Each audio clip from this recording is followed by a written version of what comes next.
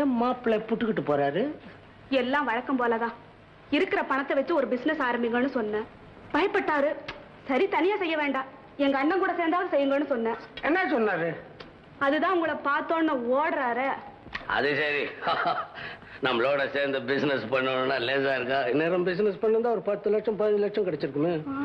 பின்ன எத்தனையோ பசங்க இன்னைக்கு லட்சாதி பிரபுவா இருக்கானே, யார் அவன்லாம்? எல்லாம் நம்மளோட சேர்ந்து பிசினஸ் பண்ண வந்தான். யாருக்கு தெரியுது? அது சரி சிஸ்டர், எனக்கு டைம் ஆகி போச்சு, நான் வரேன். அண்ணே, காஃபி சாப்பிட்டுட்டு போங்க. காஃபின்னு தான் எனக்கு ஞாபகம் வந்துச்சு. இன்னைக்கு அலெக்சாண்டர் ஹோட்டல்ல அமெரிக்கன் மில்லியனர் ஒருத்தன் வர்றான். அவனுக்கு ஒரு டீ பார்ட்டி பெருசா கொடுத்துருக்கிறேன்.